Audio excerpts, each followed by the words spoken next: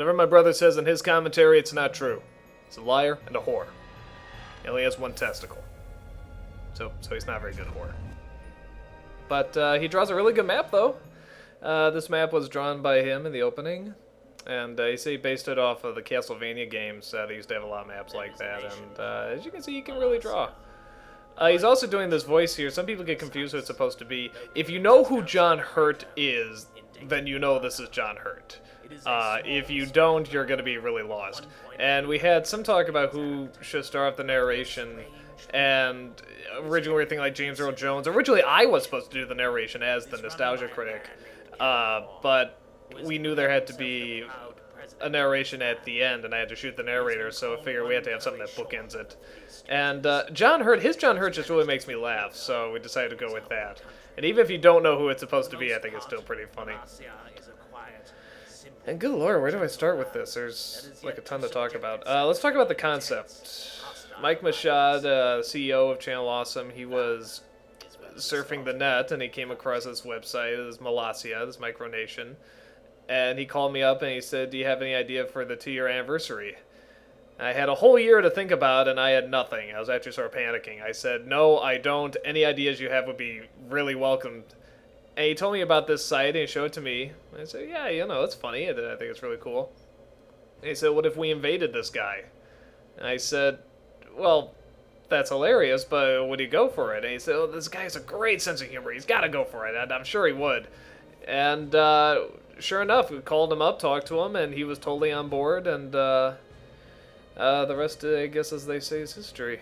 And these opening title cards here, these pictures, were actually temp pictures when I put it together, because originally Benzai's girlfriend did these drawings that you see at the very end, and those were actually going to be at the beginning, sort of like a preview of what you're going to see.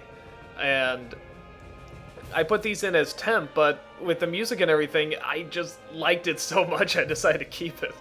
So, which I guess makes sense because the other drawings really sort of give away what happens, which I usually don't see as a problem, but a lot of people do. But this just works much better. I love these drawings and pictures of great big epic battles that have absolutely nothing to do with us.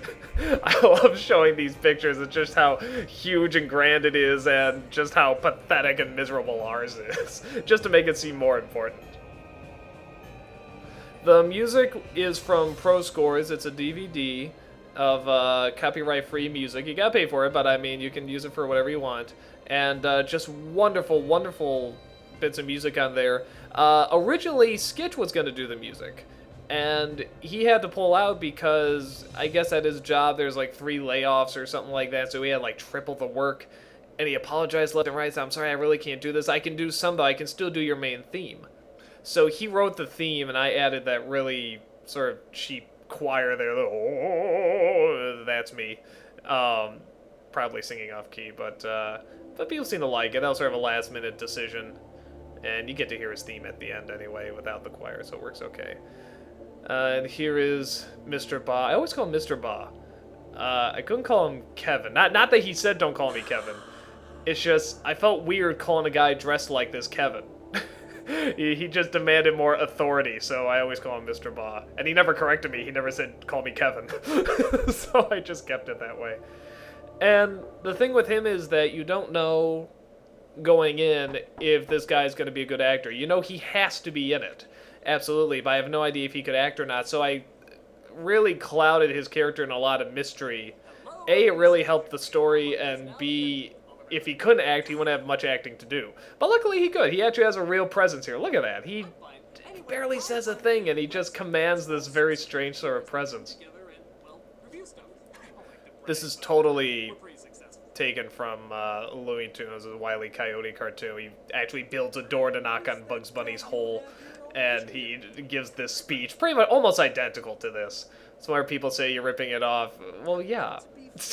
Of course I am. What do you think I'm doing? People like to say pay homage. No, it's ripping off. But as long as you know you're ripping it off, I think it's okay. As long as people know you're ripping it off as well. If you look on my left eye, you can see a little bit of the black eye there, because we shot the scene where we're all leaving and this scene at the same time, so we had to put makeup on the left eye. Luckily, that lens flare that's everywhere, it's in there more than the new Star Trek movie, seems to cover it up pretty well. Right, even this line, why they always want to do it the hard way, that's word for word from the Wile E. Coyote cartoon. So I think that's openly acknowledging, hey, I'm taking it from this.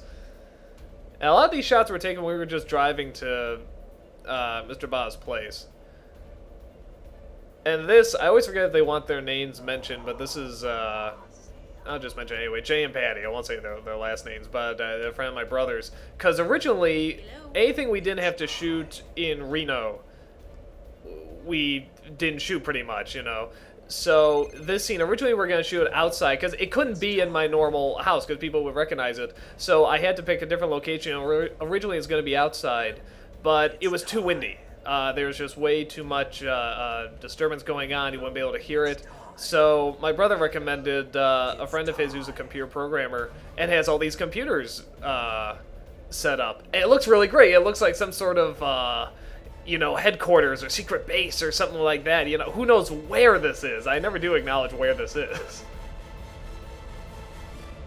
It's time. Stuff like this gets me really, especially writing it and editing it, it gets me really excited because I really love ensembles. You know, if you can have one really funny person or two or something, that's great. But if you have an ensemble where everybody is trying to make you laugh, everybody is distinct, everybody is funny, it just works so well because you're just surrounded by comedy. And this is proof of that. I mean, it's just calling these people, they all have these very distinct personalities. And it's just this misunderstanding that this one person screwed up, but it's how they're all reacting in different ways. So that's what I always really enjoy about doing these yearly anniversaries, is the ensemble element of it. I really enjoyed it in this because people are really working off each other, and you're seeing people that wouldn't normally be together. You know, there's a scene where Brad and Ben are talking, Cinema Snob and Benzai are talking to each other, you know, and nobody else is there, and you would just never see those two together in any other circumstance. So it's one of those things where just little crossovers like that, even if they're just really quick, are really great. I think it builds a community really well. Lewis had a few shots of him talking to some sort of Power Ranger ring or something like that. He was talking through that the whole time. It was a good idea. I just felt, just to keep the flow going, you know, a little bit more, in case people didn't know what it was, just have it on the phone. To all the people we couldn't bring out, you know, because we couldn't bring out everybody, you know, but especially people who were in the brawl. That was my big concern. Is that people, well, how come this person was in the brawl and they're not in this time, you know, stuff like that.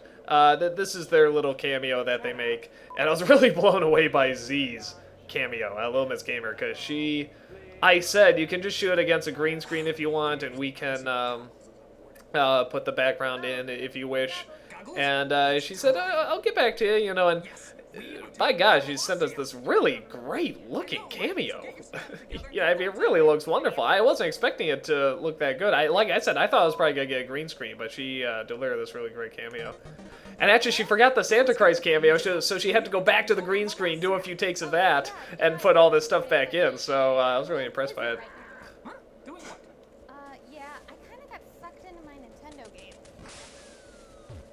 Freak accident.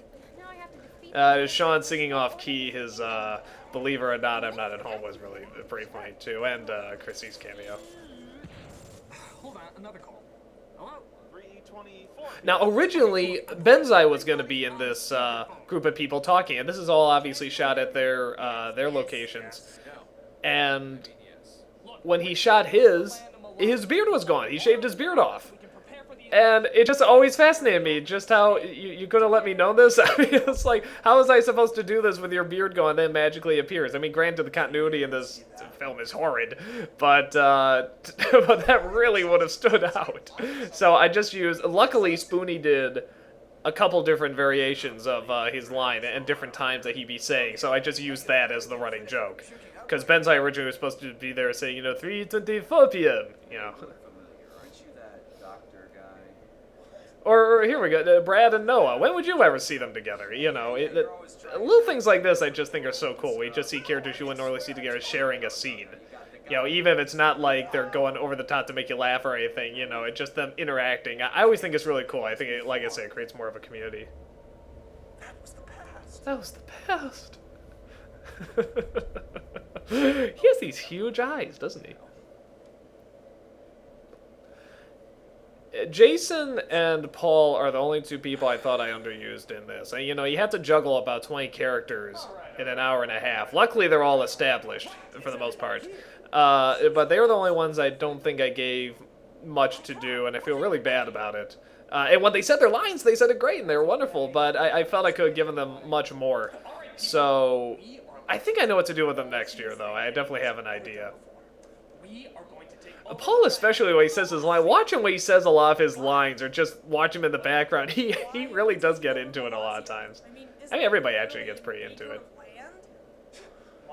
I think the only one, and she kind of got criticized for it too, you know, but I'd be lying if I said I didn't sort of feel it too. I thought Lindsay, sort of in this first half, was a little too nonchalant. I know that's her character, but I thought she was doing a little too well, you know. And she's nonchalant before, but usually she has a little bit more energy and stuff like that.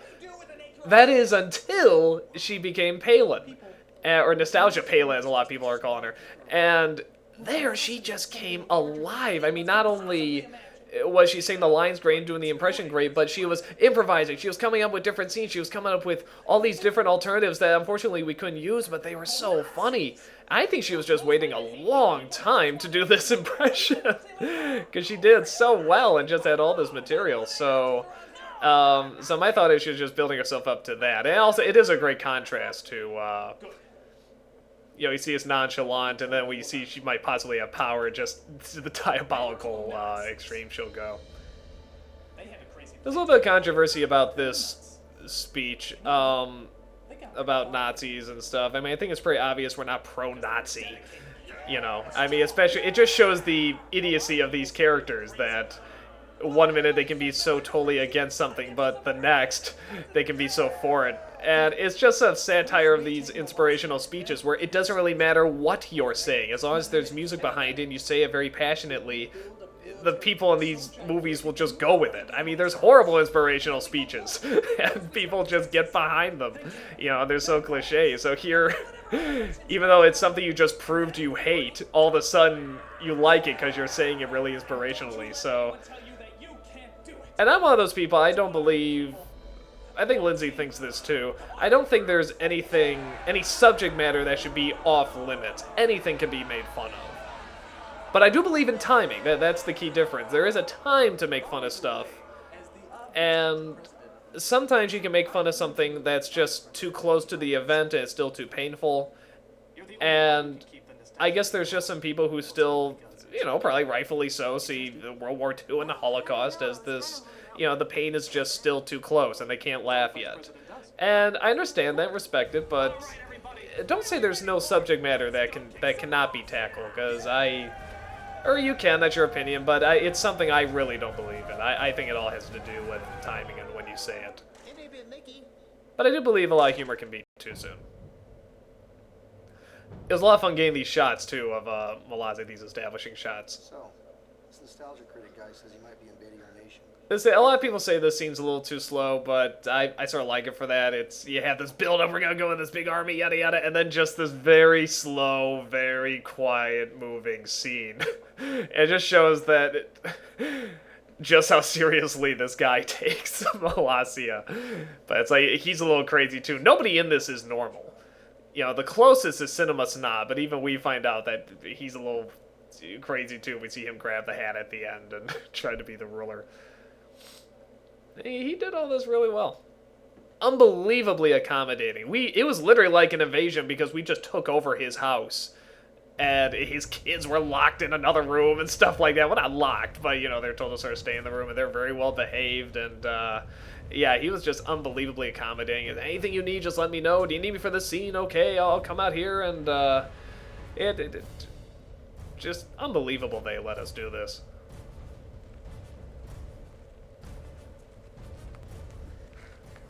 Matthew, a lot of people really enjoyed in this. I guess, some people really, I mean, all of us were going to have our fans that don't like us very much. You know, Matthew seemed to have this following of people that for some reason, whatever reason, I have no idea why, were really against him and really didn't like him, you know. And this really seemed to help a lot. I think when they saw him really stretch his acting chops and create this very funny character, this sort of puppy dog character, again, based off a Looney Tunes reference of this, these two dogs that one's a big one, one's a little one. The little one always says, "Hey, we're pals, right? Huh? We're pals. We're pals."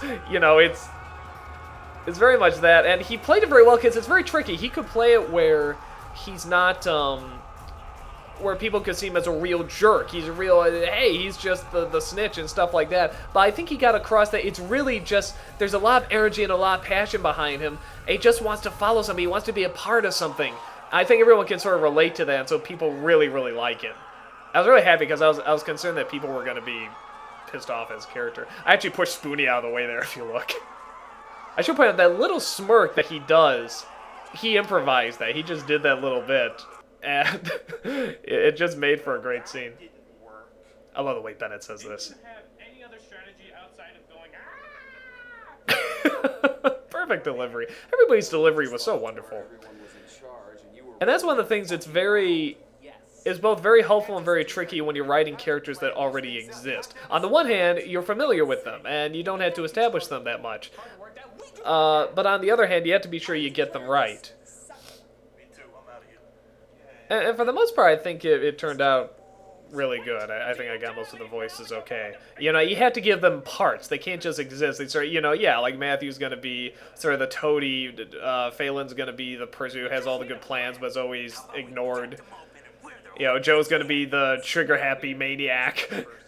You know, so you had to give them these roles. You know, you can't have them just be themselves. You know, there is going to be sort of this, these parts that they have to play. Bargo did that effect, by the way.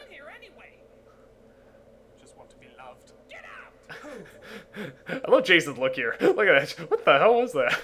We had this idea where Lewis would come in late after Smith leaves, and he just says, "Was there a giant portal through time that just walked by?" I was really happy to get the to make Lee 3D, make him three-dimensional, because for some reason it just really annoyed me putting Lee in there, these still pictures. And I felt bad because, you know, he's right there, and we can't use him, so I felt, for once, let's actually have him be three-dimensional and move and interact with people.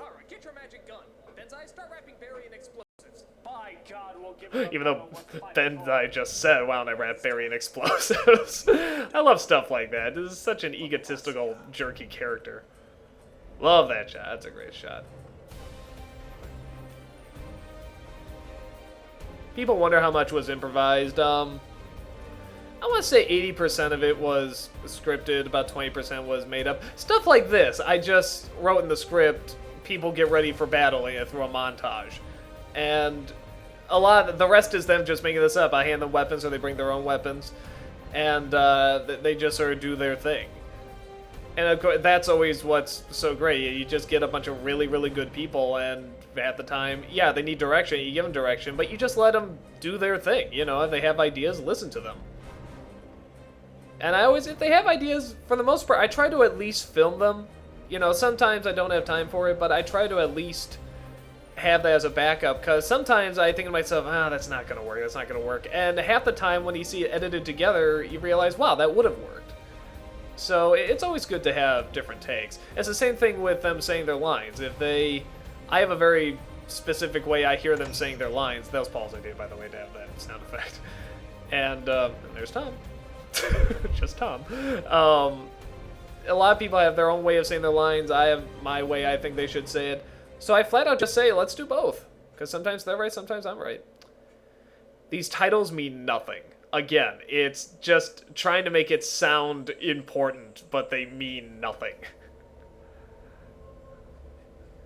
Now, originally when I did this, I heard Noah's commentary on this. I have a little bit of a different memory. I seem to recall him being really huge and really big to start off with, and I was trying to tone him down a little bit. But I still went with the big yelling and screaming, because, again, he was right. Because this was a great contrast to... He has this big screaming and yelling. I have this. whispering, grainy, and they work great together. Raging inside of me. All you need to do is set him free, and then once you have him under control, One comment that I got, and he admitted he was joking, but it was so funny. He said, Noah and Doug, was it, would you, no, what was the comment? It was so funny. I want to be sure I get it right. there is no trying. There is hope. I think it's something along the lines of, would you like any more ham, or was the scenery enough? For me. And there's sort of two schools of thought here. I mean, the people really, really enjoy this, and the mass majority obviously really, really like it. There's a small group that, I hate to say didn't get it, because that sounds really pompous, but I think they misunderstood what we were going for. And people were actually taking this seriously, and some of the complaints were the story arc, you know, doesn't have a thrilling climax, and the characters, you know, didn't follow through, or this was inconsistent, or something like that. You're not supposed to care.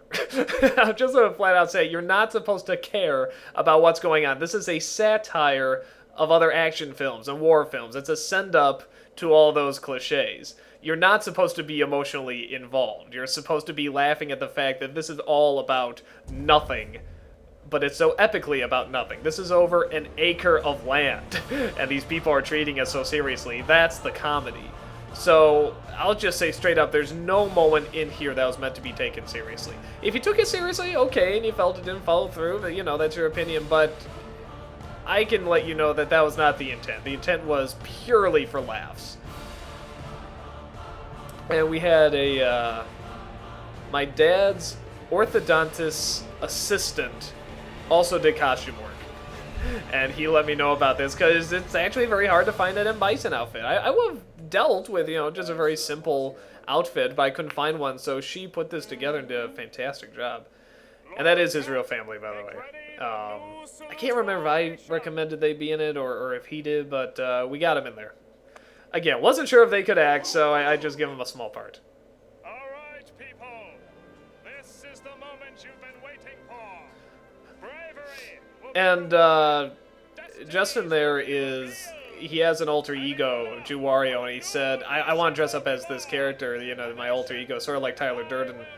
I said, that's fine. And then when we got to the train scene, he said, no, my alter ego wouldn't have this scene in this costume. We have to switch back to Juwario.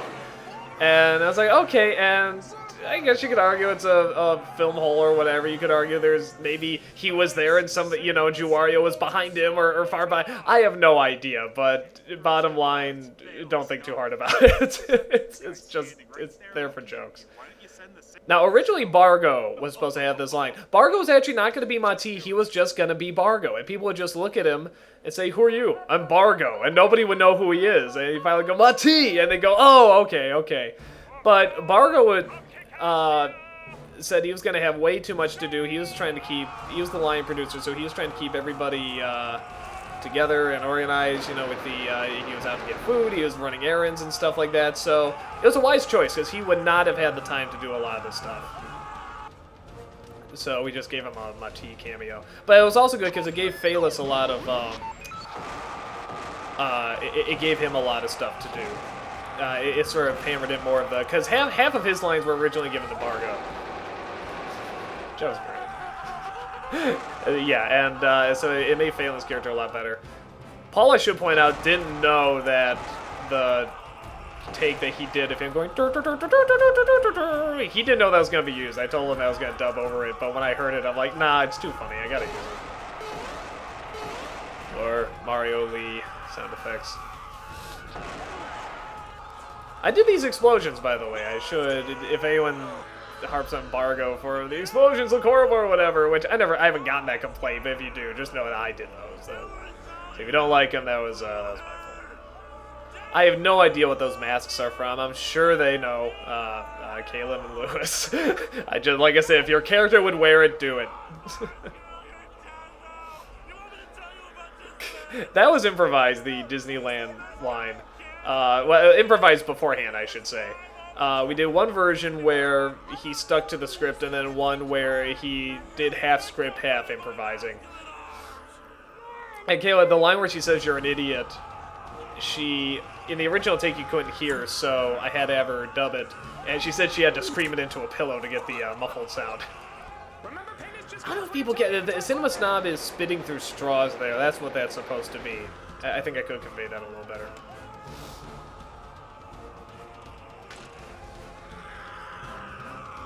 Rob did really well to get a lot of these sort of Private Ryan shots. This is a cannon he really has. It's made of wood. You can probably tell, but now it fires stuff. I don't know how many people get this joke. Nobody ever laughs at it. The joke is that he hides behind a rock, and that somehow protects him, even though there's a giant explosion. You know, he doesn't get scarred or anything at all. Nobody ever seems to get that. I mean, I could have done that better. Originally, he hid behind a pole. The Tower of Winds is what they have there, or the way he has there. And he was going to hide behind that, and that didn't scar him. But the Tower of Winds wasn't designed quite as we thought, so we thought the rock would be funnier and look better. But nobody quite gets that.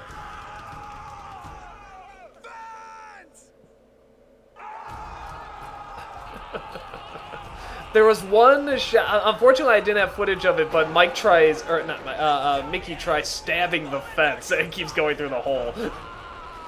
And Joe's delivery there. Originally, I wanted it to be like, you know, he says, "It's no use. The bolts are just going through the holes," like he's telling me, you know. But he did the line like that. I thought it was so funny. I didn't even do my alternate take. I thought it was just so hilarious the way he did it. And that, how can you not laugh at that? That is so delightfully silly. For some reason, I love it when Joe says, "Go get him! Go get him!" When Bensai's going over. I love the way he says that.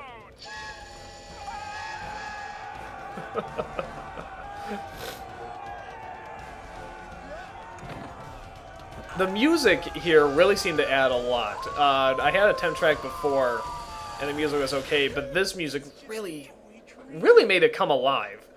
And I was really impressed by how well these two melded together. This is it, Barry. At least you're dying for a good cause.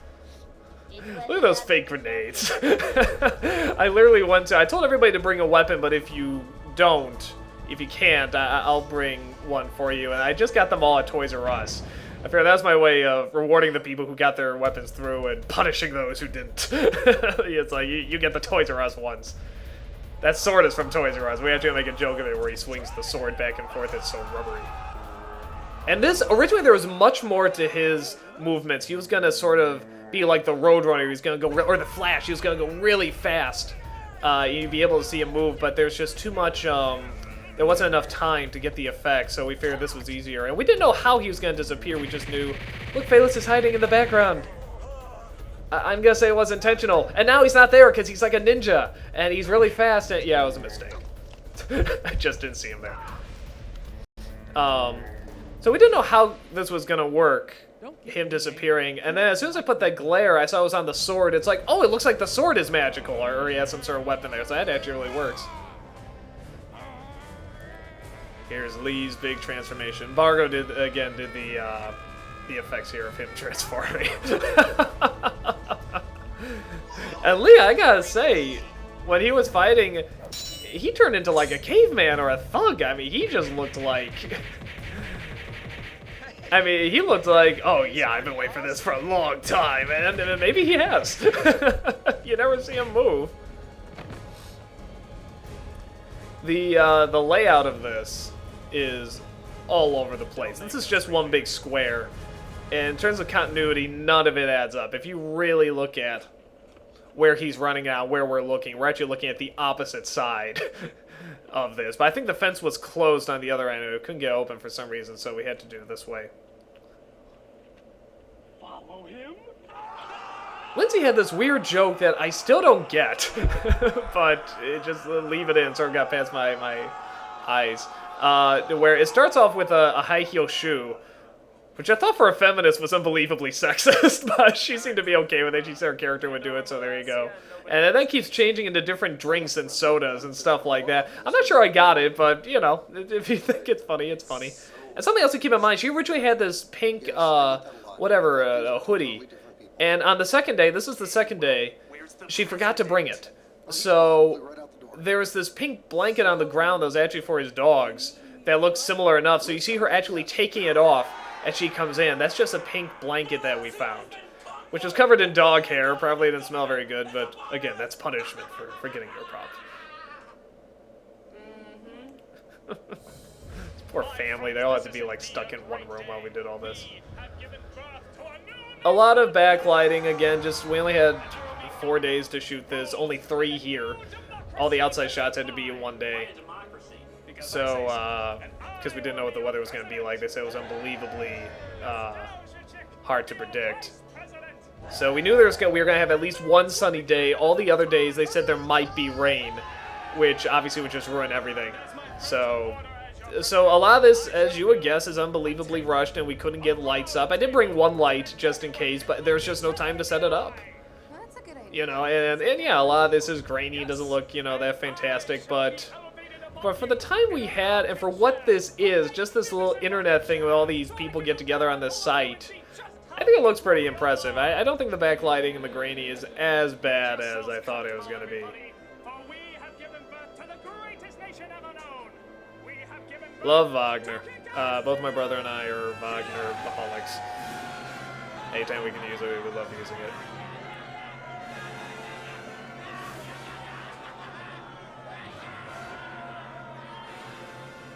That's the end of whatever part was it? Part 2, I think? Yeah, no, here's part 3. This was originally supposed to be 3 parts. And really, the way you're supposed to see it is as you're seeing it right now. I'm so happy this is on DVD and you can see it all together, because this is how you're supposed to view it.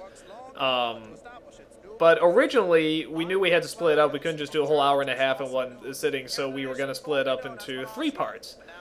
And then as we were looking it over, we sort of realized, well, in 3 parts, the second part sort of drags, which was this point onto where Noah becomes Dr. Insano. And there's very little action in it. And we thought, well, maybe this would be better as a miniseries, and we can make it like a whole week out of it. And that seemed to work best. Just to chop it up, because the story is sort of all over the place if you're not watching it all at once. If you watch it all at once, it is sort of a 3-act story. But if you watch it in 3 parts, it's like, yeah, it's 3 acts, but the second part of any story usually is sort of lagging and drags and stuff like that. So to have it into 6 parts, at least it's like, okay, so much is going on. It just throws you for a loop every second of what's happening, you know, so it seemed to work best. The only downside is that you could guess some of the jokes. Like, I think everybody knew Santa Christ was going to come back. You know, if it's all 1 part, that's not a concern. Love Mickey's delivery. Looks like a solid team you got there. Yes, indeed. Chris was sort of like Lindsay in this sense. I had no idea he could do this voice so well. He did it wonderfully. I felt bad that I couldn't use him more, but, you know, I mean, most of his stuff is audio, so not too many people recognize him.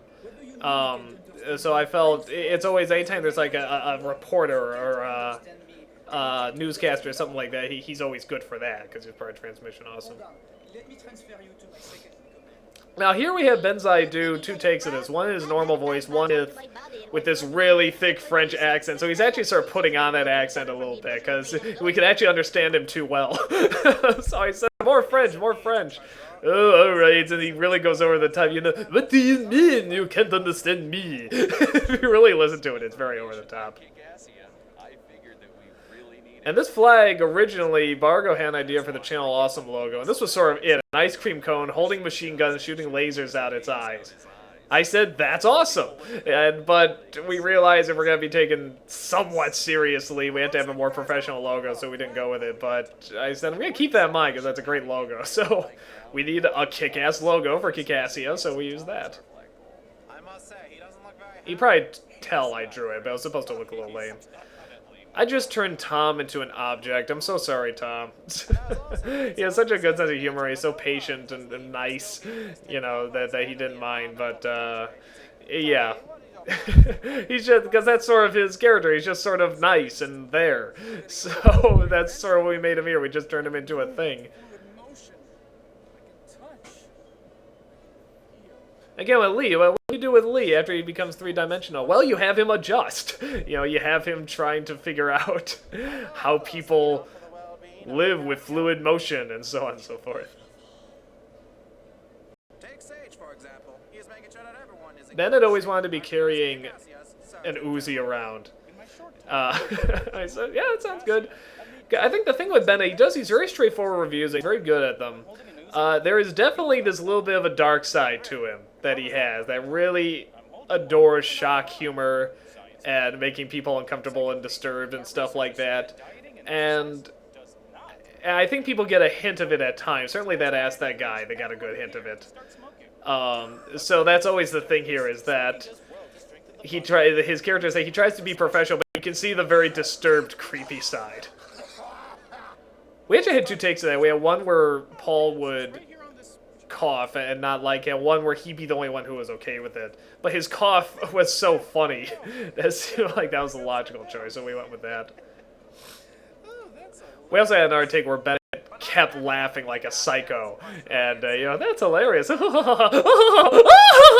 Again, just playing to the insanity, that's probably very deep within him, in his character. Paul, he improvised this all. Again, we didn't know he's quite going to be this energetic. It was great. That was a great trailer line. Take a stand, people! All of this, I should mention that all of this was written with the trailer in mind. And again, when it's comedy, and it's satirizing all the action cliches, all the drama cliches, you can think about that. So all these, it's the trailer itself is one giant cliche. So that's constantly in mind. What line will everybody say when it cuts to their name? That's why I have the line where Cinema Snob goes, "You're out of order, they're out of order." Because that just looked great in a trailer. It just looked hilarious. Yeah, you want the goggles and the... No! It was before, but... Now there's a cut here. Watch when he pans back. Zoop! There's the cut.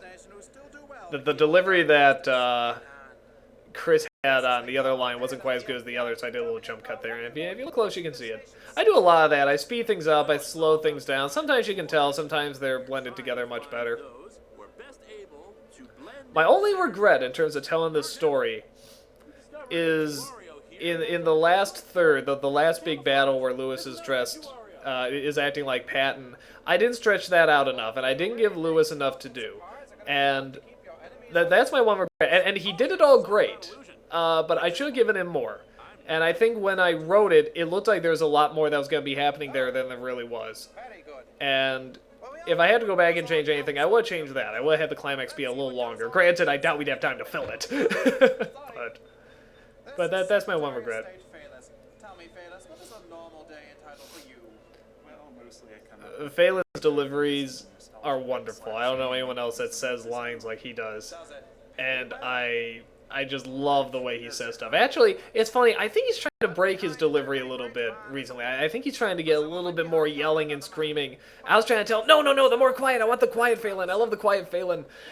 So we went with that a lot of times. But sometimes I took his screaming takes as well.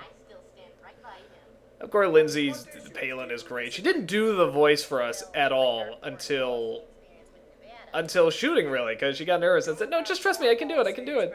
And for whatever reason, she was just nervous to do it in front of everybody. She got this wig herself and really transformed.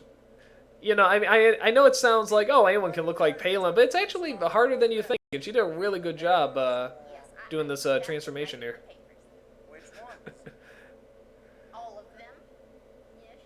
And then this bit's a little long. I know everybody's done the Palin stuff, but the way it came about is that when I was writing her part, I said, I'm writing your part right now, and I can write it as one of two ways. I can either write, you're going to be the vice president, and so I can write you as either this backstabber who's constantly trying to kill me, or I can write you as this Sarah Palin knockoff.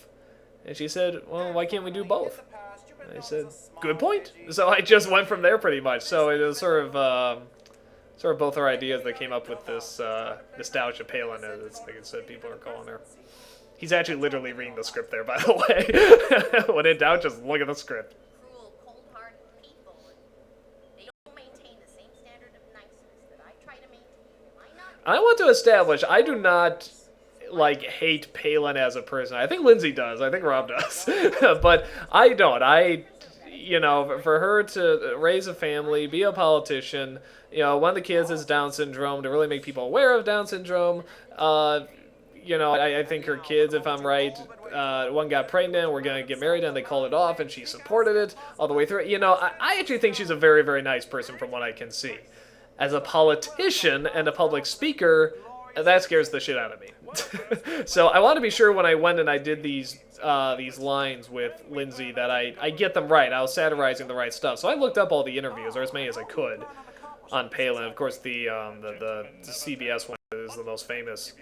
So I took a lot from that. But I wanted to be sure I was making fun of the right stuff. I wasn't just inserting things about her that weren't true. It's like, no, this is stuff that you can look up.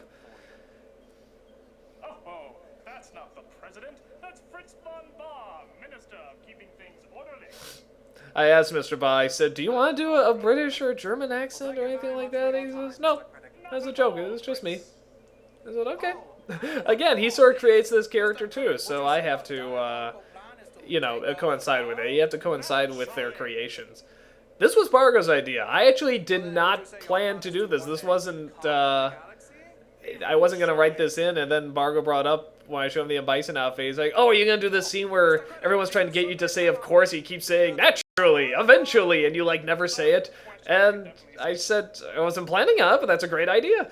And it worked out really well, because everybody, once they saw the Bison outfit, said, I wonder what he's going to say, of course. So if Bargo didn't bring that up, I would have had a big egg on my face.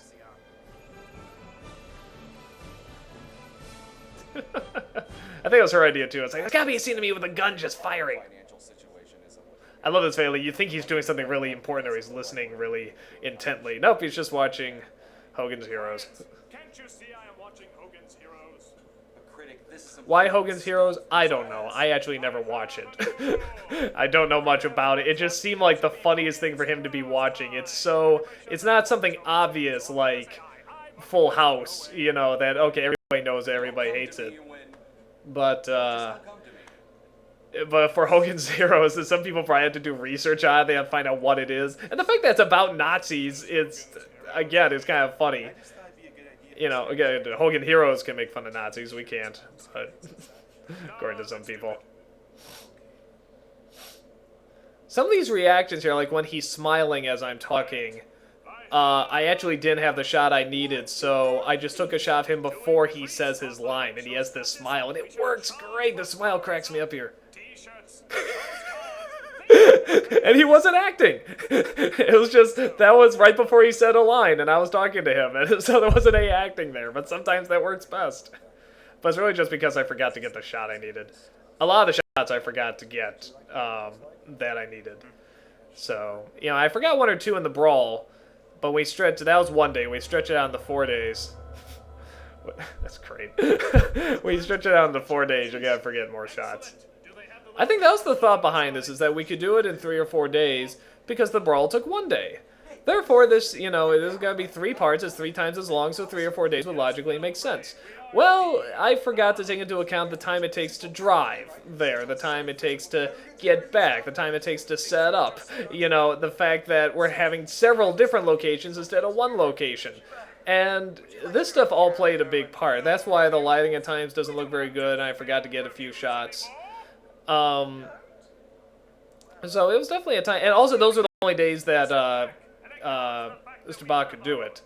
So it was definitely a time crunch.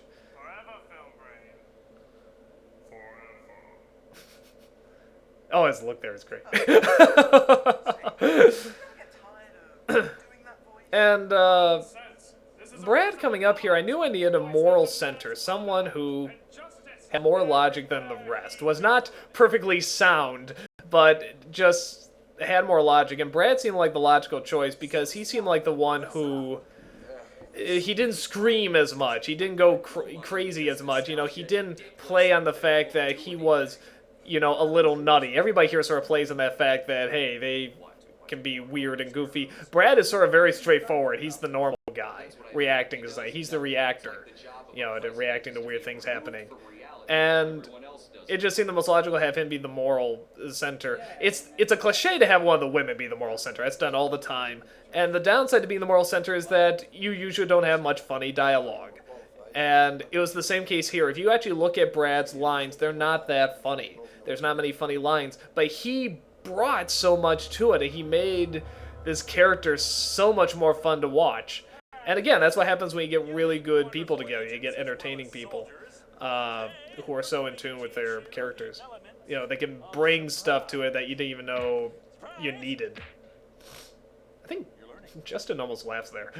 So, Linkara, how goes it? Pretty well. I was just teaching. I'm not sure this gets across. The idea is that Mr. Bob drops this sheet of paper sort of from far away, or lets it sort of blow in the wind where they find it. So you think that he's behind us, or he forged it, or something, when really it's just a MacGuffin. The idea is that the Nostalgia Critic actually is crazy. The Nostalgia Critic. See, anyone who thought that scene was supposed to be taken seriously didn't understand this. Did not understand what we were going for. Bob can actually be very menacing, too. That smile there. Anytime he has an evil smile, I knew it was going to work. I knew this was really going to come through because he was so menacing. He just had this great presence. How about I make you some tea there, Mr. President? Why, yes, Mrs. Vice President, that'd be wonderful. I call her Mrs. That's a mistake. I'm not implying that we got married or anything like that. It's just a dumb mistake that nobody caught, and it was already posted by the time we put it out there. Just look at Carter. I mean, you're so good at making people feel at home. Lowering their defenses. I love how I'm saying all the great things are good about her. That's also all the things that are diabolical about her. Lowering their defenses, making them feel like they have nothing to worry about, right? As she's poisoning him. Say, is it me or does this tea smell a little, poison? Oh, it's just an herbal fusion.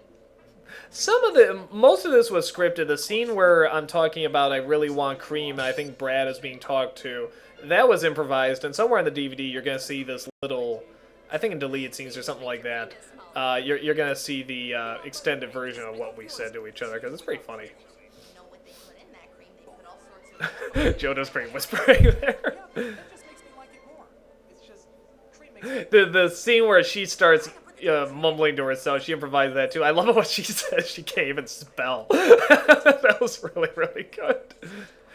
Again, there's a little bit more to this. Maybe I should have included it on the DVD. I don't know if I have it on there, but of her just improvising what she mutters or mumbles under her breath. Oh, wonderful. It does that so well. I love this look she has when I set it down. Watch this look.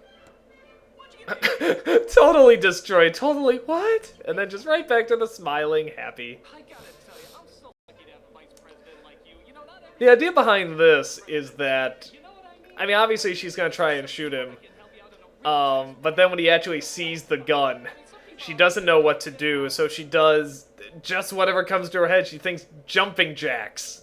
Why? I don't know. It's a total non sequitur. And the only thing to make it funnier is that he just buys it.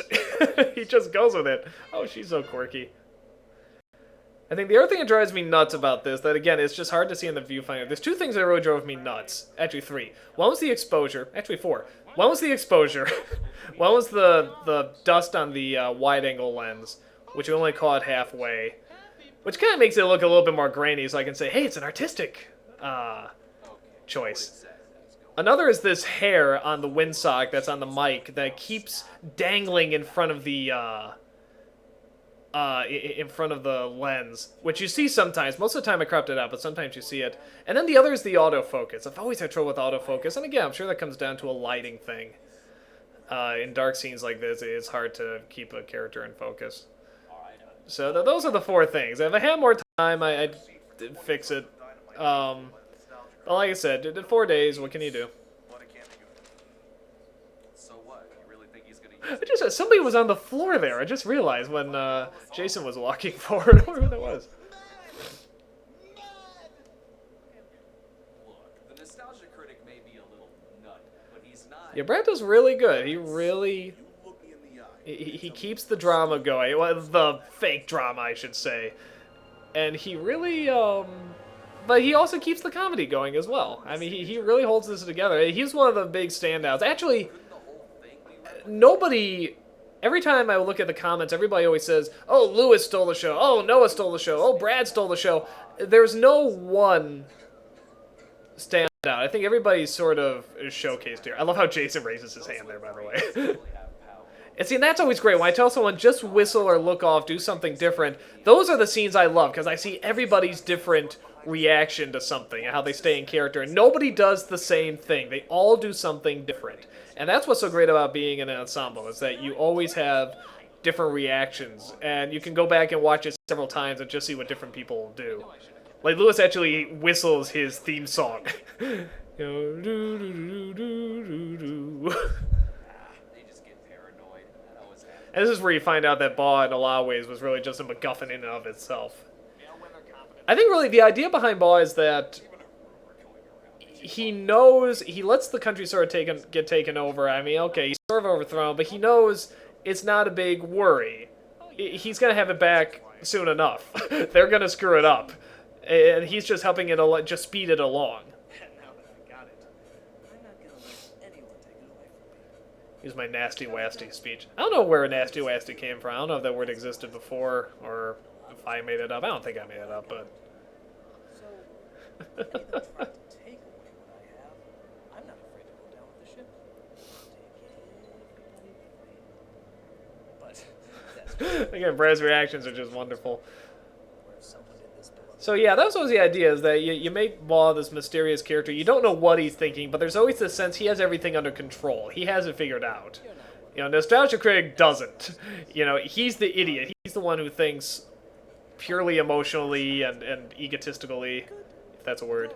And there's a scene here I forgot to shoot, and I am kicking myself for it because it was so funny. After I say I enjoy our little chats, I'm supposed to get up and leave, and Lindsay comes behind the couch with piano wire trying to strangle me, and she misses. And goes, damn it! So I really regret missing that scene. But then again, the cut to Brad saying, "You're right, he's nuts," you know, was a pretty good edit. Noah's reaction there. Because we actually didn't know which one he was going to go with, because Bennett actually did a few different versions of that line. All improvised by him. Of course. Justin told me later that we really captured his naiveness, that his wife actually looked at the script and said, "Yeah, they got you pretty good." This was sort of made up on the spot, or I think the day before I shot it, I said, "Oh, hey, this is sort of like the earlier Dr. Smith scene. I should put that in." I'll be the one who takes him down. Trust me, by the end of the week, the Nostalgia Critic won't be... Here's where things got we got a little nervous, because we have this scene of us with a camera. We already got a few complaints about filming in this hotel, and now we have this scene of Matthew with a stethoscope listening through a door, us with a video camera, and this couple walks by the room right next to us and just looks at us. And they're just like, "What are you doing?" Just filming, it's all good, and they just gave the most suspicious look. You know, and it's pretty warranted. There's a person with a stethoscope listening through a door and people filming it. You would be suspicious too. is that all true, Film Brain? Well, I kind of got carried away with the second Matthew's delivery is great again. I guess we have no choice. We will have to give Cinema Snob. This is where the graininess and the exposure drives me the most crazy. I can't stand these shots. I guess it could be worse, but it's pretty bad. Rob acts like a tit about this scene, and he keeps going on, and there should be music here. It's not funny if there's not music, blah, blah, blah. I kept saying, no, it distracts from the fact that you're not supposed to understand what Matthew's saying. It's supposed to be jumbled. It's supposed to be a quiet scene. The music is in his head, you know. He's creating the action in his head when actually there's nothing going on here, you know. He's trying to make it more intimidating and action-filled than it really is. So he goes nuts, and you need music there, it's not funny. So, the hell does he know? He's just a cameraman.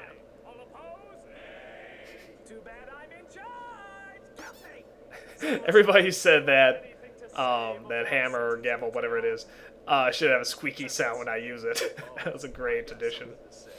Well, make it quick. I don't want to miss a gift. When I helped build Kickassia, I had... Rob, there is a line here we should have put in, and I agree. Where Brad says, I had a vision of a nation where an ice cream cone can hold machine guns and shoot laser beams out its eyes. But it's been ruined by you, yada yada yada. Wasn't a good line. I forget what movie created that quote. It's so delightfully cheesy. That's my point. I know it's your point. It's just that when you say that I'm out of order, the system's out of Again, people just yelling because they want to yell, but they're actually saying nothing. Kaylin almost cracks up there if you look in the background. She almost laughs. Justin, by the way, is one of the nicest guys. Brad is one of the nicest guys. Actually, these are all nice people. There's nobody that was, like, difficult to work with or anything like that. But, yeah, these are all very nice, pleasant people. The idea that I have right now. I'm not entirely sure what Lindsay's doing with the minigun. I think it's either for later or that she's going to kill me after the speech is over. But, again, just one of the little improvisations, and people seem to like it and get a laugh out of it. Oh, good. I'll pack a lunch.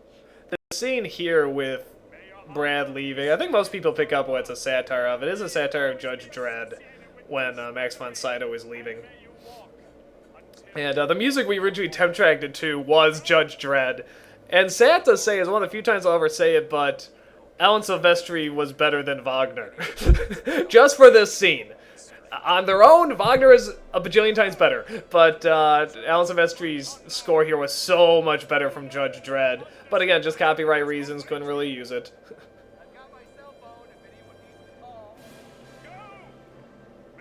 But Wagner works pretty good, I have to admit.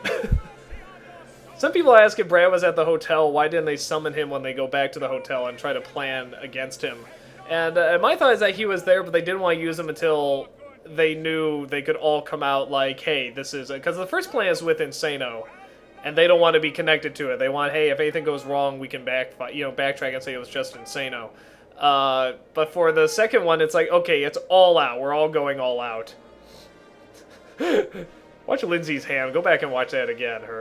The waving into curling her hair is very, very funny. And also Lewis does the Arnold Rimmer salute, which I told him not to do, but he incorporated with the wave, so it worked out okay. That was Bennett's idea. Wipe away the tear with the Uzi. Look at him, he's just so annoyed. Oh, and here's this great smile. Look at that, what a great presence. Even in an outfit that goofy, he has such presence. We got a lot of shots of Malazia. We got there a day before, and just shooting the exterior shots, it was just Rob and I, and we felt exhausted. And we were just like, how are we going to do action scenes out here when just being there, walking, exhausted us? And like I said, the crew and everybody was so patient and so gung-ho about it. Just, man, I gotta give them credit. They just got through so much. You know, for people that don't normally go out and film epics in the desert, this very rocky sort of desert, which it doesn't look like much, but just when you're running and you have to do it over and over, there's a lot of areas to trip. We had like 2 or 3 people that hurt their legs or sprained their ankles, and, you know, and really, like, some of them might have to go and seen doctors. And they just got through a lot. This is obviously back home. Originally, we're gonna have Mati talk to him in Malazia behind the after this scene. It was gonna be in the place where I watch Hogan's Heroes, but we didn't have time. So then we're gonna do it under a street lamp. Like, he summons him outside Malazia to have this little talk, and we're gonna have this cool lighting. Oh, he cracks me up. But it was too windy again. It was the same day we shot where I'm summoning everybody on the phone. And so this was the only logical thing we could do. And it's just so delightfully cheesy, setting up everything to make him remember. I told Fargo what we were doing. He says, that is so stupid, it has to work. I said, I agree.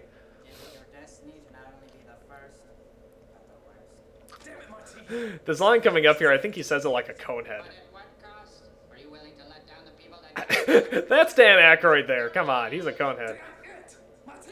I love this idea that I keep saying "damn it, Mati" at the beginning of every sentence to a point where I had to say it different in a way that you would normally say it. But I just get tired of saying it the other way. Damn it, Mati! Nobody would say it that way, but I said it every other way.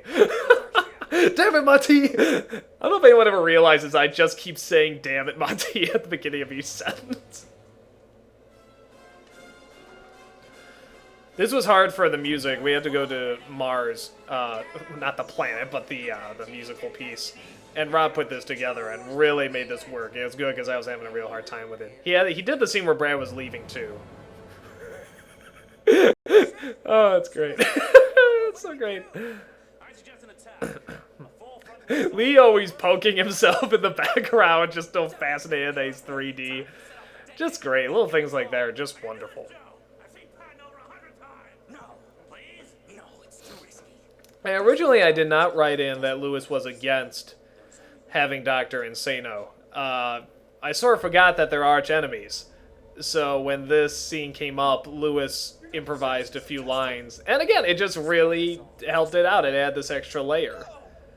You know, everybody wants it. He doesn't. A, because he's his arch nemesis, and B, because he wants to do his plan. Look at Joe there. That's wonderful. Give in to the madness, Spoonie. Give in.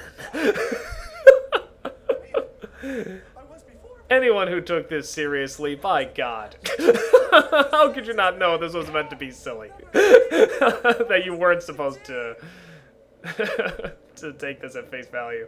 Now this scene, I originally had a shot of everybody in the room. But the problem is, Benzai kept moving around. It's my fault, I should have noticed it. But he's holding on to Noah here, and Ben is actually in the shot when I pan over everybody. So I had to crop it, I had to slow it down. So it's really grainy and really slow, but it works out okay. That was improvised when he said that. Totally on the spot. We just went with it. Joe had to keep from laughing. I had to keep from laughing. I was holding the camera. Now, I shot a Phelan there, and then this other shot of Bennett. Again, I forgot to get reaction shots. So I just took shots before or right after people said their lines, and I either slowed them down or sped them up. That's another one. You know, that's before Bennett said his line before. And right there, that's another shot. I just forgot to get them. So if you ever forget anything, you know, or if things go wrong, just improvise. Work around it, you know. Just be clever about it. This was the last thing we shot, actually, in terms of Reno, anyway. It was just Noah, me. I think Brad was there, too. I think he stayed behind. Oh, that's right. It was his room, actually. Him and Ben's room. This music is wonderful. There's another one, Rob. Actually, all throughout this... What is this, part 4, I think? All throughout this part, Rob sort of took over the music, because my music wasn't very good, or at least the musical selections. And he really went, he found these other pieces, and he put them together, and he put it together very well. The fall of the Risen, it's so cheesy.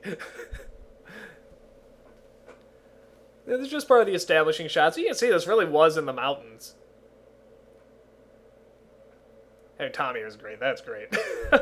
Just as one of those things, I was going over the stock footage, I saw that there, I was like, oh, yeah, I gotta get him in there.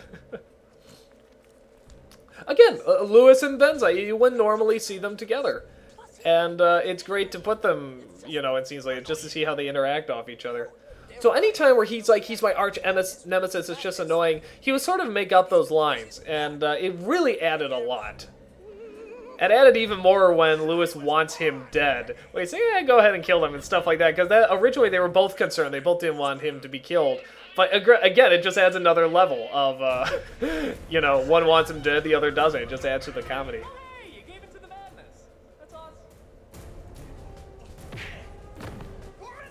I don't know if anyone catches that. Actually, I think a lot of people do, that Hitler appears on Hogan's Heroes. See, there's that thread. If you look close, you can see that thread hanging down. You know, like, that's one of the shots I couldn't crop it from. Oh, and it drives me insane, but what can you do?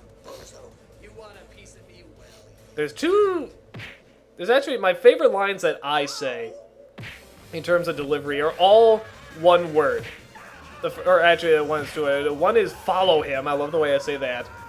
The other is ow. And then the other is when I go kaboom at the end, because written, they're not funny.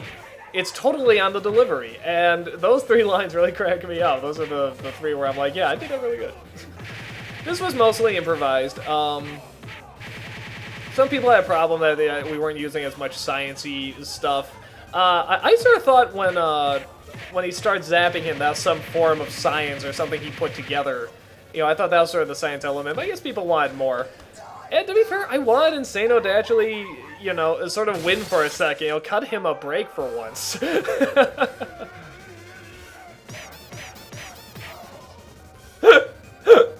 That sound effect makes everything. A lot of this was improvised.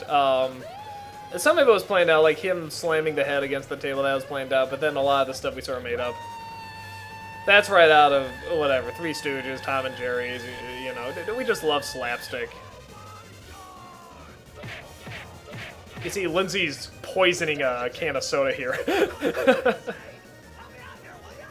It's all about how many laughs can you throw in. Keep a story going, because a lot of times the jokes revolve around the story. But just how many jokes can you fit in at a time? You know, my favorite comedy in terms of laughter is Hot Fuzz, and that just has a million jokes going. You have to watch it several times to get them all. And I don't know if we have quite that many, but at the same time, we have a lot of jokes in terms of how many people we have and watching their reactions. That was the same thing with the Brawl. If you watch in the background just what everybody's doing, you know, it's hilarious. And that's just one of the great things. You know, if you watch Lindsay's reaction when I punch her, it's just so content and happy. You know, that's great. But if you watch my reaction, it's also great. If you watch Noah's reaction just standing there while I'm doing this, taking a break, that's great. You know, it's just all really wonderful. Eagle 1, this is Test Monkey 2. The MC is down. I don't know why, I love the way Kaylin says these lines. Good work, Test Monkey. Return to base after you destroy the body. Not so fast. And the way she says, what do you mean? Before I dispose of the body. What do you mean? Well, I don't know why that really cracks me up. I just love the way she said those 2 lines. I think it's so funny. I am altering the deal. Pray I don't alter it any further. Oh wait, another alteration. Pray not. It's obviously from Star Wars. This is almost line from Street Fighter, which is kind of a shame because I didn't include it in the reviews. I don't know if everybody gets the electro power magnetism bit. I love this. What Spoonie's arm actually covers me perfectly, so when I come up, it looks like I come up a lot faster. Look at it. It's almost like I just appear. That's just another one of those happy little accidents where it's like, wow, that was actually pretty cool. His arm goes down, then I'm just there. Fargo did these electro power magnetisms. Security of unarmed combat. Well, this is the superconductor electromagnetism. Certainly you've heard of it. It levitates bullet trains from Tokyo to Osaka. I think in the original he says it levitates my desk, you know, and I say here my rocket chair. Which you never see. Maybe in the sequel, Kickassia 2 or whatever.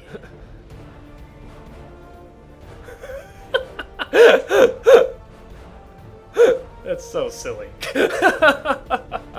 That's about the best I can do mime floating. I'm not as good as Bargo in terms of looking like I'm floating. I actually practiced how prissy I should look when I zap him there. It's very feminine. Not feminine, kiddish. That's one of my favorite lines. I'm sciencier. Love that line. Bargo did all these shots, these electro shots. Did a really good job. He has to mad out a lot. He did really good.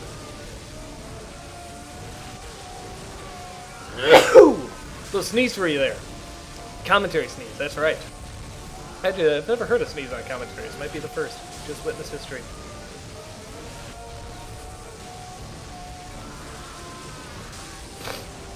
This was a lot of fun to have people watch, just because, you know, obviously there's no electric sparks there, so it's just watching 2 people going, you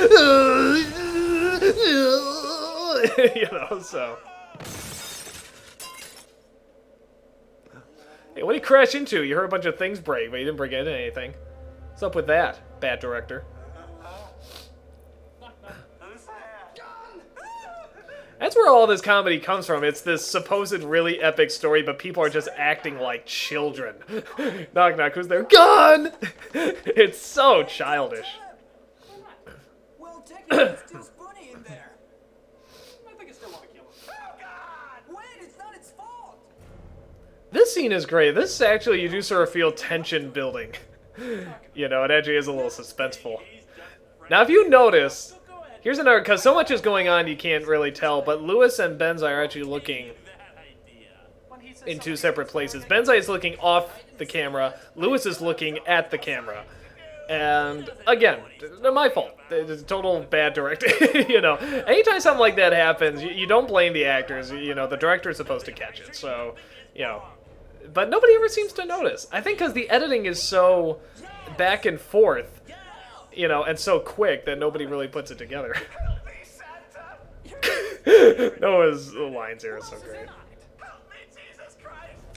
I love the fact that he would call for help from Santa first before Jesus Christ. And some people complain that this was, you know, this comes out of nowhere and stuff. Again, that's the point. You think it's another MacGuffin. You think Santa Christ is going to play a part in this, but then he's just shot. And it's how much time do we just spend on this one joke of him being gone? And then you think maybe he will come back to life, but he doesn't. You dump him, but then he does come back to life later. You know, it's all about playing. It's all about jokes. You know, it's playing to what you expect, what you don't expect. You know, and making fun of that expectation, pretty much. My God, the crate is Look at Phelan's eyes. I guess he is. Skitch did the Santa Christ music here, by the way, the Noel. Watch Bennett. He's about to take his thing off. He's like, nah. Everybody sort of moves around here. Again, consistency. What's that? Where'd Lewis's glasses go? Why is it the feeling he's going to be wearing them and then taking them off again in a second? Did a few shots of Mickey going, you know, and Ape Mickey. You know, originally did it very seriously, and then we had one thing where he goes, and Ape Mickey. That was much funnier. That's a shot I had to do about 5 times because I kept laughing. And Rob eventually had to go in and film it. There's his glasses, they're back. He takes them off again. Bad editing, bad editing. Who edited this? Probably the same moron who directed it. Look at their faces. All their faces there are hilarious when they look up. See, stuff like that is just so... That just always gets me. Wish hard enough, we can bring him back to life. No, critic, no, that's crazy. And the shot here... Hold on. That shot. Again, I didn't have the shot, so I actually just played his reaction backwards of him getting his eyebrows out before he did a shot. Something about Phelan's shot. I've got a lot of his shots, I'm realizing. The ones I had to manipulate to have him in it. And this is obviously Peter Pan. Everybody in the audience, clap your hands if you believe in fairies. I think I first saw it in one of the Care Bear movies, but they ripped it off from Peter Pan, so I'm giving credit to Peter Pan. And this is a way to get all the other people who couldn't make it, or we couldn't fly them out, you know, in this. I think I forgot to mention some of them in the credits. I think I mentioned them in this DVD version. They should all be there. I believe in Santa Christ. I believe in Santa Christ. We believe in Santa Christ. I believe in Santa Christ. I believe in Santa There's... Cold Guy actually did several different versions of it. You know, like this long version, like, you know, just, I believe the power of Santa Christ. Everybody, open your hymnals to... You know, he actually did, like, this whole bit. I was afraid when that Jewish guy did his bit that people were going to take it the wrong way. Like, you know, well, he doesn't believe in Santa Christ. Oh, he's a jerk. So I have his guy, Liner, if I'm saying that right, make an appearance there. And now, This is so cheesy. And really, I know it goes on, but it's just building up that nothing happens. This was a complete waste of time. Again, just all MacGuffins and jokes.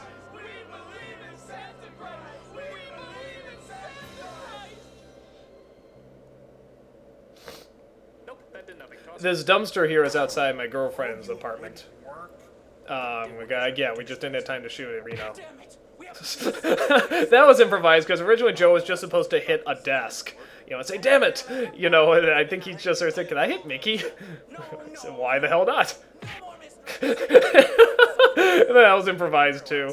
And then again, you just go with it. When Mickey had a line, you know, when Lewis is talking, we let him have it. Let him have what? And we said, well, technically, he'd still be on the ground, so we'll just have him muffle it into the ground.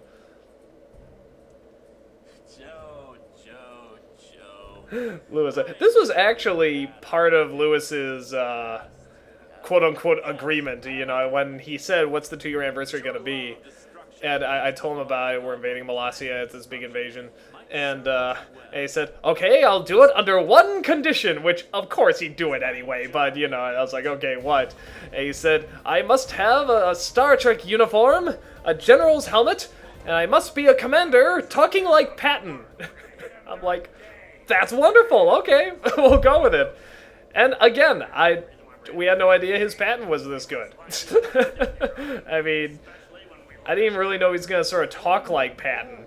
You know, he just sort of improvised that, and it's great. Go with it. Yes, and it's also going to serve as our battle plan. Just assume that Northern Europe here is a Rolf's cameo here was Mike Machad's idea. Really great idea. He said, you know, while everybody's playing their strategy, they should have them look at a game of Risk. And then they don't know how to play it. And they should have board games come in and tell them how to play it. I thought, man, is that good. Because the nerd stuff, we both sort of agree, we've milked it. You know, we're done. You know, wait till, whatever, 50 years later when we got arcades to go, oh, I remember that time, look, a reunion, meh. So we didn't want to do a video game nerd thing again. So we figured this was the best thing to do. You know, he sent this video and obviously put a lot of hard work into it. It was funny, I actually just got an email from him recently saying, dude, I didn't know it was going to be like an hour-and-a-half long epic. I thought it was just going to be like, you know, a little 20-minute thing. You guys really went all out. So he was pleasantly surprised by that. I'm sure it was annoying for him to look through the parts, see where the hell's my cameo. And how it works, I wrote in the script just that Board Game says, well, guys, I'm glad you asked. And he explains the game. That's pretty much all it's right. And then, you know, thank you for the obligatory cameo. So this is all done by him. He explains it, and he really goes into detail. And again, just did a great job. Hey, that's good to know. Thanks, Fort James. And it genuinely catches people by surprise. That's the one that if people really don't see that coming, just like, oh, hey! And they really smile when he pops up. Let's do this. Hey, wait a minute! Hey, wait a minute! I think he had a little bit more of a line here, Improviser. My God, the one point in history? The greatest battle of all time, and I'm not invited? You know, whatever the line was from the movie. And the idea here is that Justin's doing these different voices. Like, he's trying to disguise his voice, but you can never tell what accent he's supposed to be doing. It's so inconsistent. And then he actually switches it to a lower voice. So it makes no sense. How is he supposed to fool anybody with that? What are you doing here, bitch snitch? That was improvised, the bitch snitch. When I say improvise, sometimes they ask beforehand, hey, can I call him bitch snitch? You know, yeah, that's great. Or sometimes they just do it in the shot. A lot of times Lewis would just improvise his lines there. You know, the line where he says, you know, meet outside the government house, Handsome Tom will come through here, then Monty will come through Messina. You know, I mean, he just improvised it on the spot, and I loved it, so I kept it. Kaylin's really great in this, too. Everybody's great. I really like how she's in the foreground, so they just sort of shove her forward. You know, they don't want to hug him, so they shove her forward. Mickey's little fuck yeah. That was improvised, too. Because there was a lot of improvising in this, wasn't there? This is one of those things where just after I got Matthew and Mickey's shots, I turned around, everyone was just sort of lined up that way, and I said, well, hold it. That looked great. This is going to be our next shot. So the zoom in on Lewis there with everybody lined up, and that was just, again, just one of those happy accidents. Probably should have put a few more jokes here. Again, this was the ending of a part. You know, it just sort of built it up. There's a few jokes going on there. You got Bennett scratching his head with the gun, Lee tapping his head. You know, Lewis with the bear here, which I don't get. Again, I don't understand it, but it's so strange it has to get a laugh. If his character would do it, you know, do it. I love all these really elegant titles: The Fall of the Risen, The Beginning of the End of the Beginning, and then one that just says all the bad shit happens, you know? Again, just playing up the jokes. Tried to get as much of Molossia as I could, you know, as much things that are there. And just the stuff that's actually there is so funny. Like the Molossia Cemetery, which is, I think, where his pets are buried. You know, the Molossia Railroad, which is his toy railroad. You know, I mean, stuff like that. It just has this really great sense of humor.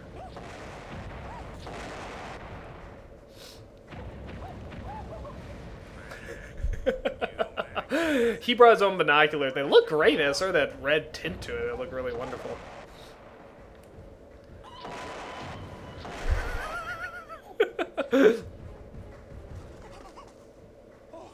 Yeah, this whole bit I wish I did longer. I didn't plan this out right. I should have made this a little bigger. But again, we have a lot of the talking inside. Everybody's sort of doing their bit when you know, like I said, when they're threatening me against the fridge and stuff. Tom actually said, I can put Mickey actually on my head if you want. I said, are you sure? You know, I don't want you to hurt your back or anything. He's like, no, I can do it. And so he did for that one shot, and it's so funny.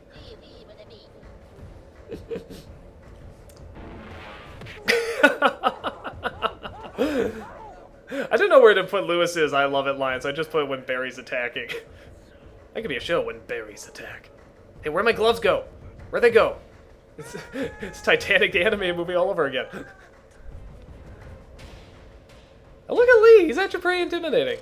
This is where I think he just goes really caveman. I mean, you just want him to grunt. I mean, look at his face here. I mean, especially when he stops for a second. Which,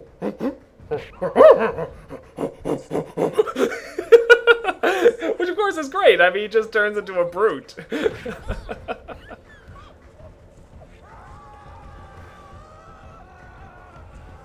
Yeah, I should have had a little more here. I actually did have an idea that I would use the lightning to zap him, but then I run out of batteries. You actually see there's like a battery in my glove or something. I actually have a line to, come on, superconductor electromagnetism. This is a point where, good God, I thought he was going to kill me. I mean, his look, he just didn't hold back at all. He just, shut up, just shut up. And I did have a take of him doing it more quiet, but the really angry one just seemed to be a lot funnier. And this is really weird, because the lighting outside was still pretty bright, but for some reason it just wasn't showing up on the camera, so we really had to overexpose it with the inside lights. That was the old order. This is the... Yeah, I had to address why is Noah not Dr. Insano anymore, and just use the My Python reference. I got better. I like Brad just nosing in the middle of this and just like, hey, wait a minute. Yeah, I got better. I love these horse clomps they hear. Tom, the inanimate object. Look at Paul there. Look at him sneer his lip. Wonderful.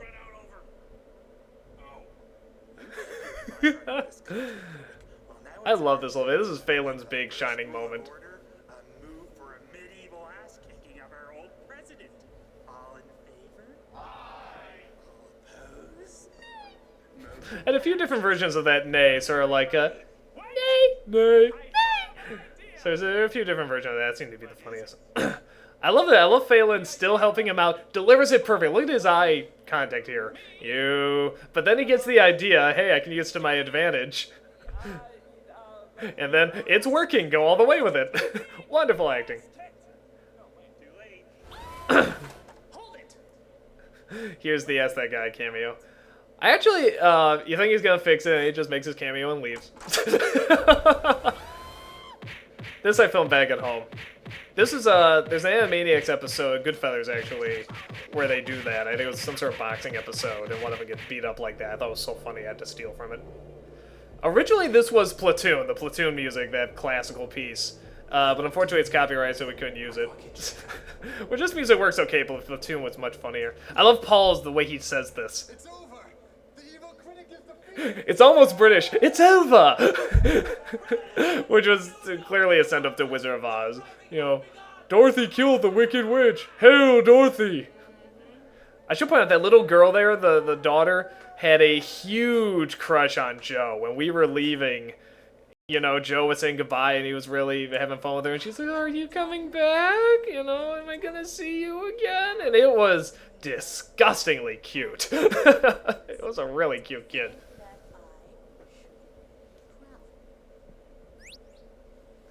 Here's Lindsay's diabolical plan revealed. Of course, everybody knew it. But he ever break character a bit. I felt bad for Jason. He wore his mask the whole time. Jason's Lurkat, if you don't know. He wore his army mask the whole time, and he sort of chose to do it. I guess he's the only one that didn't get sunburned. But you don't get to see his face a lot of the time. I was sort of sad by that. I should have told him to take it off so you can see more of him. But oh well. So you see, even the moral center is sort of an egotistical jerk. There's no good people here.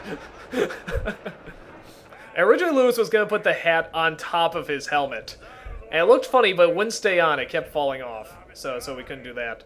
And this scene coming up here where Brad grabs the hat, the metal thing there, the metal wings on the symbol are actually very sharp. And my dad made that, by the way. I should give credit. And he actually cut himself. And really pretty bad. You know, Brad's one of those guys, though, where he's very, laugh it off. Ha ha ha, it's nothing. But this was really gushing. I mean, like a lot of blood coming out. So I think probably the rest of the shot you see he has a Band-Aid on his finger. Had to cut a lot of scenes here. There's a great scene where we were going to be tossing the hat back and forth. Noah steals it at some point. And then they toss it to Tom. Tom just lifts his arm up in the air, and none of us can reach it because he's so tall. You know, there's more to this. But because of time, the light was disappearing very, very fast, as you can tell. And we had to cut it. This is the one time Santa Christ gets a little intimidating. Oh, then you have no frame of reference now, do you? But then he immediately goes back, oh, that's okay. Have a board game. Othello is my favorite game of all time, by the way. I adore that game. And actually, in between shots, I looked over, and everybody was huddled over, and they were really quiet. Which was rare. Everybody's usually talking or something, and they're just all huddled over and quiet, and I looked, and it turns out they were playing Othello, and they're really getting into it. Who's going to win? Because Othello just goes back and forth, you know, to who's winning. Now I'm winning. Now I'm winning. Now I'm winning. So it's really great game if you haven't played it.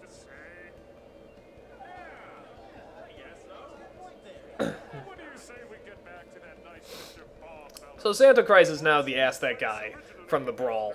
You know, he's the one to come over, he's sort of the Greek choir, sum up everything, and then teach everybody a lesson.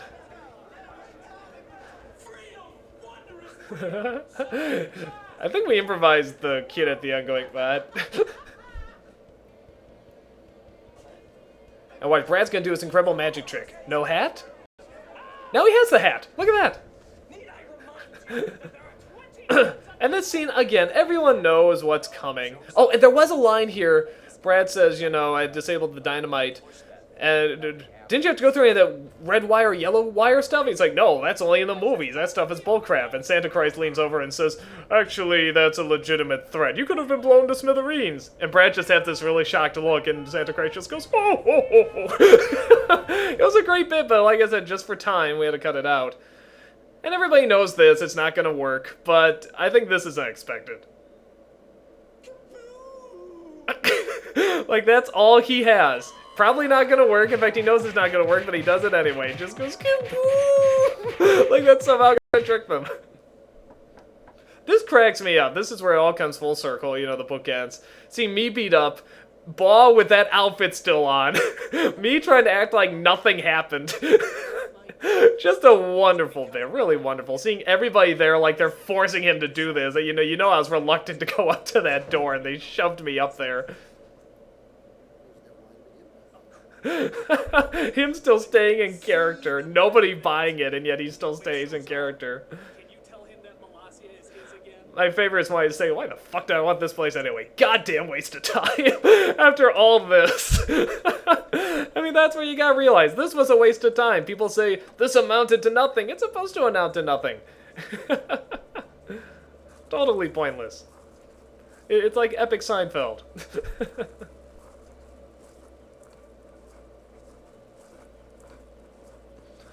That we made up on the spot. We said Mr. Baji had one more little scene. Again, like it was all planned. I think Lindsay was finally tired of the skirt and changed to jeans. Good for her. It was cold.